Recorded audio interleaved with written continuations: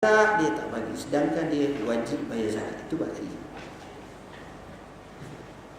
Cumanya kita bukan nak atas border macam tu. Kita nak kalau boleh dengan ada labaan sikit, maka dia bukan hak wajib saja, dia buat juga hak sunat-sunat. Ni ekstra.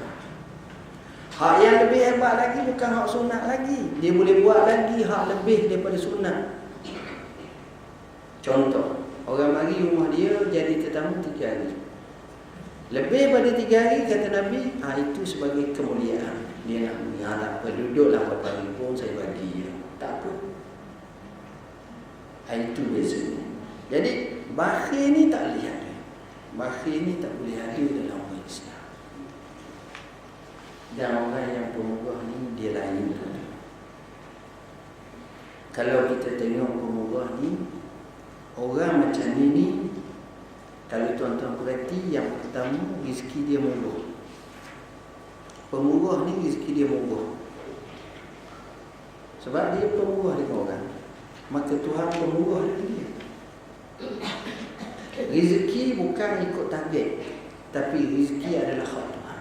Min haitsu la yahtasib. Tak tahu daripada segi mana datang. Anak kita 5 orang. A cerdik, B cerdik, C cerdik, D cerdik. E ni SPM dia. A jadi lawyer, B jadi doktor, C jadi profesor, D jadi kita kata sebagai guru cemerlang. Dengan kata 15,000 gaji sebulan. Ini neka-neka dia. Dekat Masjid Khairiyah.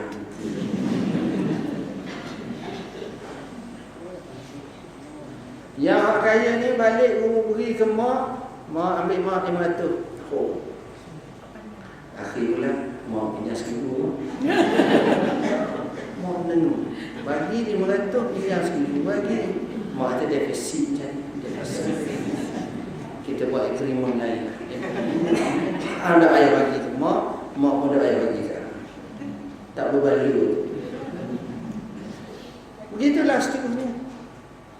Hak ni bagi 400, hak ni bagi 300. Hak nega-nega ni bagi 1,000. Ni mak. Mak pun ada duit tak?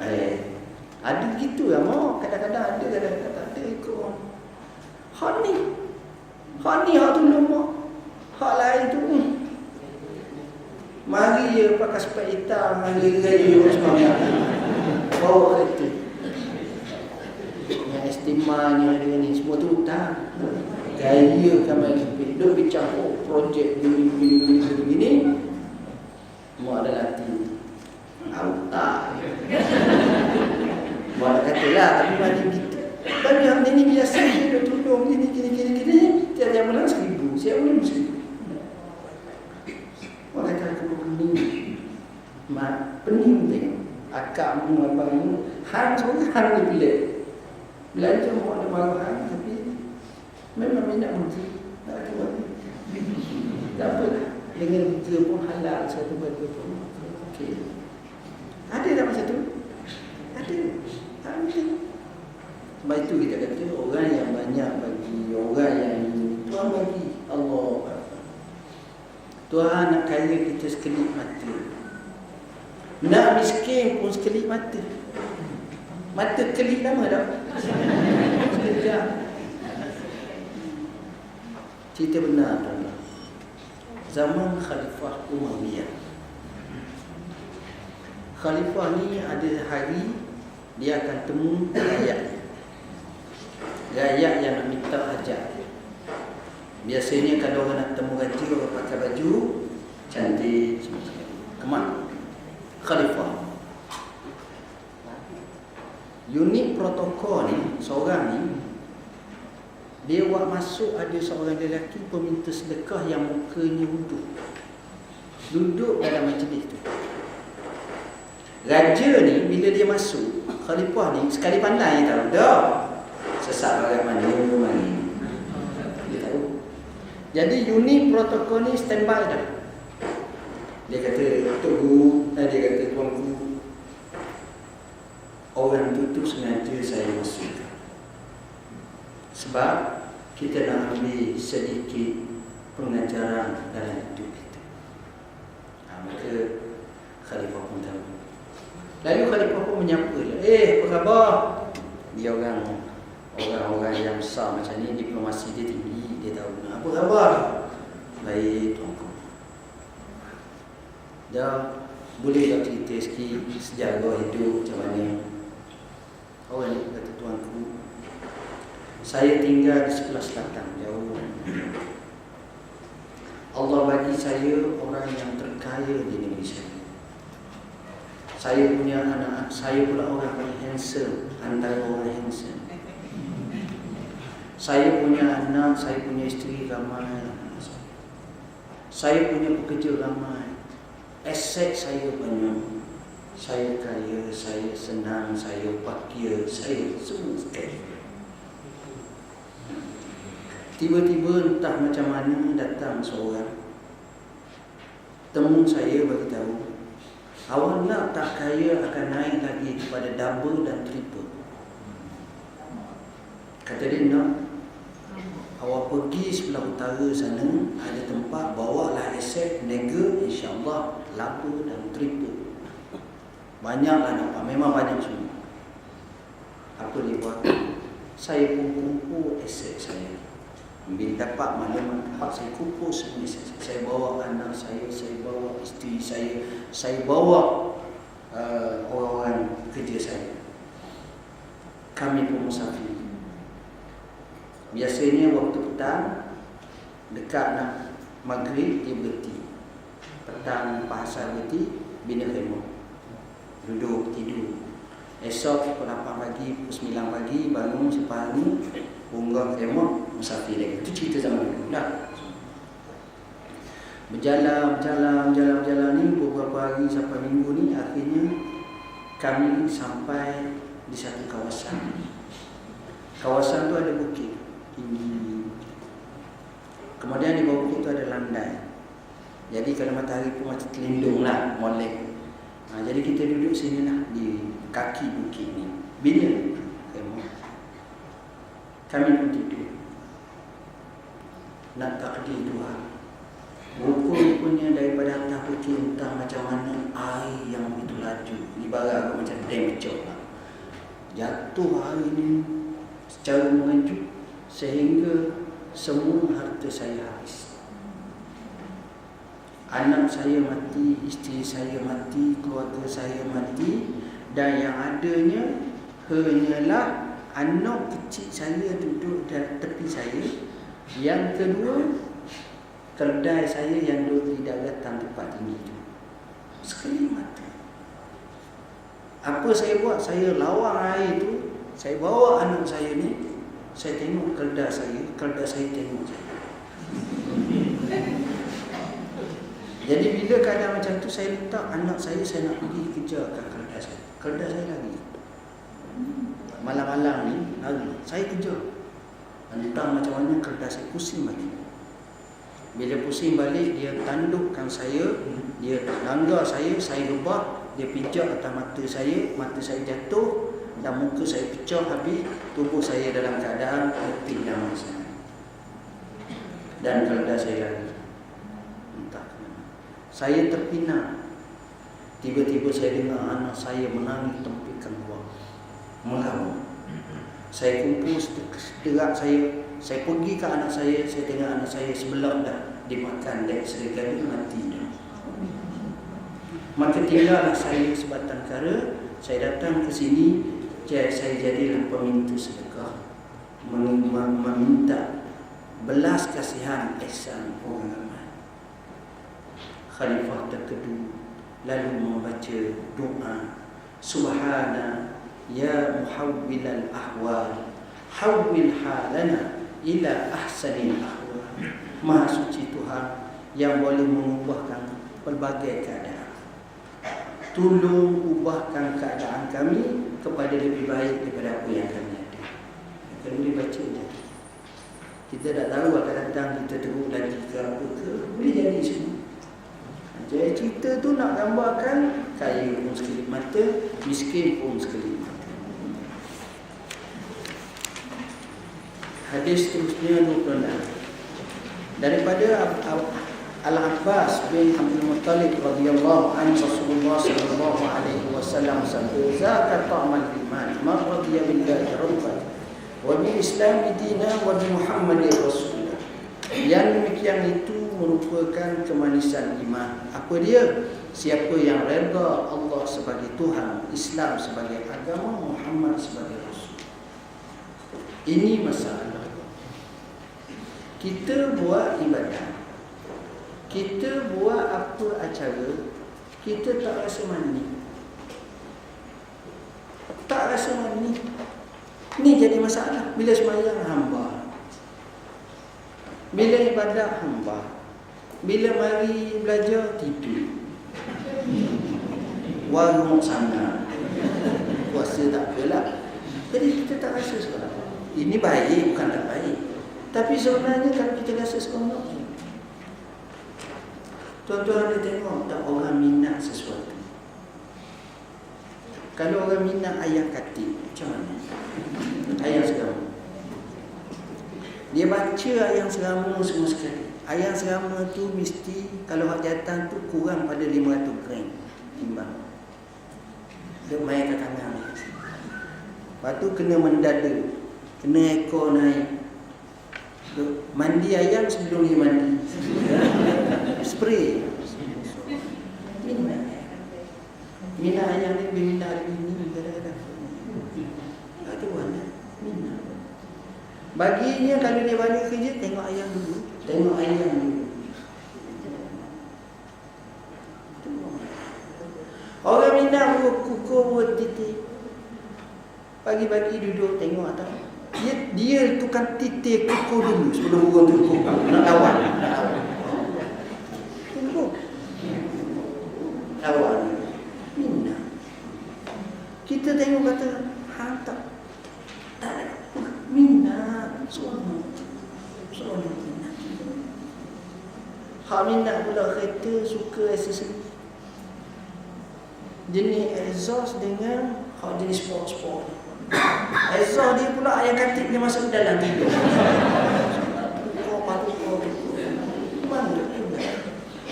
Sport ring. Tanya orang ni cari hak mana buah, ditelan ke kat mana ke, ada orang buah.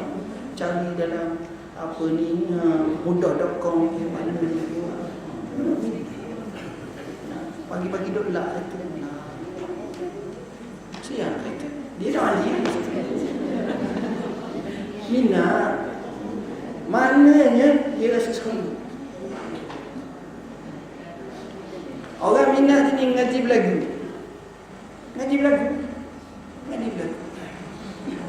Saya ada kawan-kawan jadi minat ni. Kita dah tahu letak nyanyi apa ni. Dia boleh buat semua tuan-tuan. Bila dengar saja tu tangan tu tak. Lepas tu dia tanya saya, ada teman dia akan datang. Saya hadir majlis pokok kaki dia bulan lebar. Saya dengar je lah. Dia dengar saja orang nyanyi ni, dia kata tu lagu dia orang ni tu, kita ubah daripada aci ke ini. Kata jadi kok. Kita dah tahu tadi. Tu tak kena tu, tak masuk tu saya. Nak pula masuk tak kena tu. Kita orang kata tak pitching lah apa. Dengar je tangan tu tak kaki tu tak. Allah kata suka minat. Soalnya bila kita sembahyang, kenapa kita rasa pecah, tak rasa apa? Bila kita mari belajar ilmu, kita tak rasa apa. Ni ustaz bila nak ambil lajak ni biasa. Dia akan fikir macam-macam. Contoh, dia akan tengok lain tuan-tuan. Sebab apa? Sebab kadang-kadang ni kita ni nak kata minat. Dia kata minat ni dia lain. Sekarang ni Nabi gambarkan iman ni dia ada rasa, dia rasa manis, dia rasa seronok, iman. Tapi waktu kita nak dapat, kita tak dapat. Macam ada game. Ada pun belajar pun sama. Tunggu saya cerita. Rahimahullah mati. Syekh Mustafa Khair. Saya buat master bawah dia. Ulama, antara ulama terkemuka dunia dalam bagi usul fiqh. Alim suku. Ya Allah. Yang alim agak ni bukan alim macam Melayu. Alim Melayu boleh baca kitab. Alim agak buat kitab. Jadi kita baca kitab dia. Dia alim sungguh, memang alim sungguh lah. Memang pakar sungguh sufi. Dia berapa puluh kitab. Memang sungguh. Biasanya kalau nak kedai tulis macam tu, maknanya orang lain mana alim lah tu. Dia ni tuan-tuan, dia cerita masa dia kecil. Dalam buku yang saya baca, biografi dia. Dia kata dia belajar dengan seorang guru nama Syekh Ali Dakar atau Abdul Ghani Dakar rahimahullah. Belajar ni selepas daripada subuh atau sebelum subuh, kan subuh belajar. Kami pergi pelajar-pelajar. Wallahi, bila kami masuk dalam majlis itu, seolah kami berada dalam taman-taman syurga. Seolah. Sehingga kan satu hari kami kunjungan mahabbah pada Syekh, kami tanya, kenapa Syekh bila kami duduk dengan Syekh belajar apa benda sekolah? Syekh kata, kau tahu tak, setiap kali aku nak mengajar kat kamu, aku baca Quran berapa juzuk. Sebelum mengajar tu, dia hubungan dengan Tuhan tu baik, menyebabkan ilmu aura dia cakap tu masuk menyelinap dalam hati sanubari anak-anak murid dia. Tapi ya seronok, rasa manis dalam belajar tersebut. Kita nak macam tu, kita belajar kita rasa manis, kita datang ke masjid kita rasa nostalgia macam tu, rasaan macam tu, kita kena develop. Sebagaimana saya contoh tadi dengan ayat katiknya, dengan buku-bukunya, dengan lagunya, dengan kata-katanya. Bila kita rasa ni, kita rasa apa? Tuan-tuan, mari sini. Bila belajar betul-betul, tuan-tuan tak rasa apa. Sikitlah rasa. Tapi 20 tahun akan datang. Contoh, 20 tahun akan datang. Tuan-tuan ni tua dah. Saya mati dah. Masa tu tuan-tuan mungkin pindah dah. Tak duduk dah di sini. Balik ikut anak, ikut cucu, ikut anak, duduk di Perlipi, duduk di Rau, duduk di Bentung, duduk di apa ni, kata jauh. Anak ni satu hari dia kata dia nak pergi Kuala Lumpur. Kita pun kata, nak mak nak ikut sekali, nak abah nak ikut sekali. Kita bagi boleh lah. Kita pun pergi. Lalu je kau ni, kau tepi masjid ni, kita kata, nak berhenti sebentar masjid ni. Lepas tu anak kita pun kata, ada apa abah? Tak apa, berhenti sekejap. Okeylah, kita berhenti. Kita pun ambil turun, pergi ke tandas, qada hajat, kita ambil air sembahyang, kita pun naik atas, kita sembahyang sunat. Sudah sembahyang sunat, kita menunggu. Kita pun sengaja lalu ke tepi apa nama ni, kelas ni. Kita tengok bulan terbuka, kita pun termenung.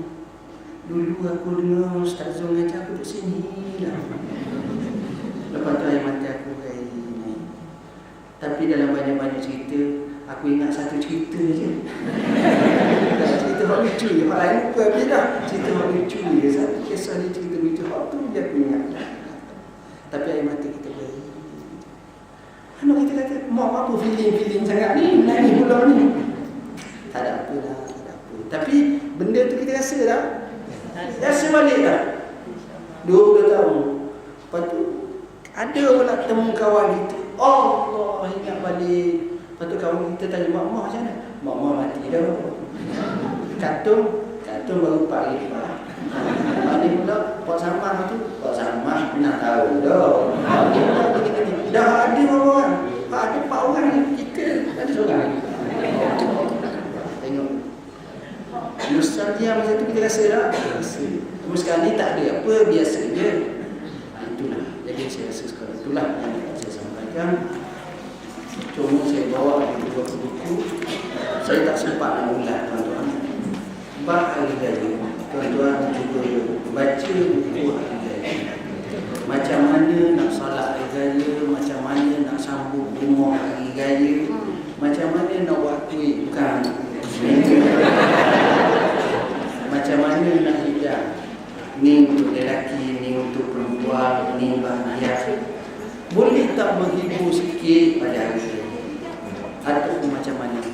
Macam mana adab ziarah, macam mana adab hari raya? Dan saya diminta untuk buat satu kata pengantar, buku Mata Nabi Syuja. Buku ni tuan-tuan berkenaan dengan fiqh Syafi'i. Jadi kalau tuan-tuan boleh baca, dia merangkumi daripada taharah sampailah kepada keseluruhannya, termasuklah isu-isu berkenaan dengan apa ni, hudud, berkenaan dengan mutlak, berkenaan dengan nikah, semua sekali. Secara ringkas, asas fiqh Syafi'i. Saya sekadar itu dahulu. Saya nak ucapkan semoga ada beberapa perkara. Yang pertama, kita kalau boleh, ini pesanan saya lah. Pertama, kita berada pada 10 akhir Ramadan. Jangan teka-teka bila malam Lailatul Qadar. Bermula malam ni, anggap malam ni malam Lailatul Qadar. Malam esok Lailatul Qadar. Malam kita buat. Kalau dulu kita dah main gear 3, gear 2, sekarang ni gear habis. Gear habis, kita tiap-tiap malam mari masjid, paling kurang pun 10 gear masuk dalam dapur masjid. 10 gear. 10 gear tu kebetulan malam tu malam tu Qadar. 10 gear tu ibarat lebih baik daripada 1000 bulan. Siapa dia nak bagi laba macam ni? Semaya, baca Quran. Saya ni Quran tak berapa ingat. Kulhu baca 100 kali.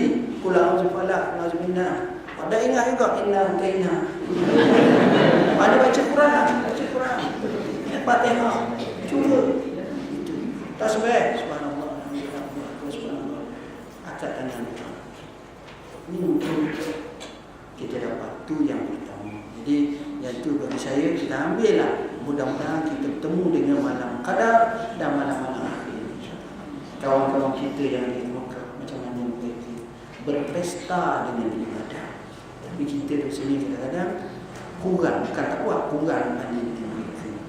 Yang seterusnya saya ucapkan selamat hari raya, dan jadilah hari raya kita ni hari raya yang diberkati Allah Subhanahu wa taala, dan segala salah silap mohon maaf. Aku qauli hadza wa astaghfirullahalazim wa lakum. Bismillahirrahmanirrahim. Allahumma faqihna fid-din, alimna at-ta'wil, Allahumma ij'alna min allazina yastami'una al-qawla fayattabi'una ahsana. Sallallahu alaihi wasallam Muhammadin wa ala alihi wasallam. Walhamdulillahirabbil alamin. Wassalamu